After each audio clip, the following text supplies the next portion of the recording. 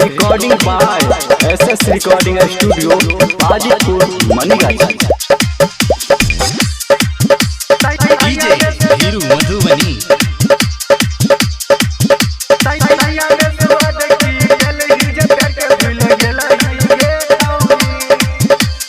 जहिया तू शादी करके नहीं रस गेलही।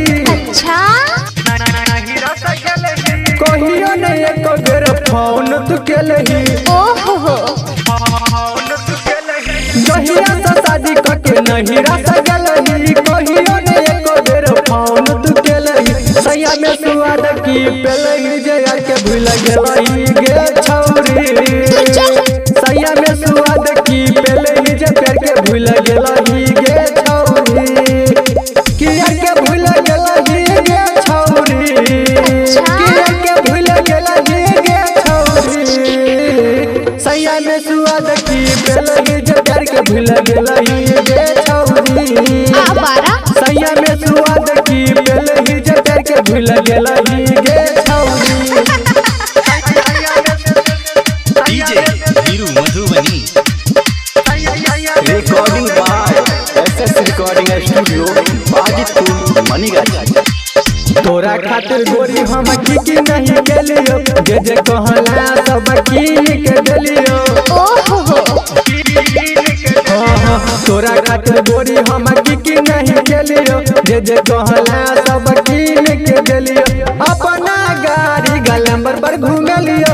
चौक पर चौमिन चाट खियलियो।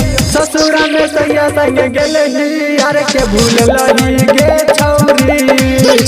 सैया में सुआद की पेलही जे प्यार के भूल गेलही गे छौरी। कि यार के भूल गेलही गे छौरी।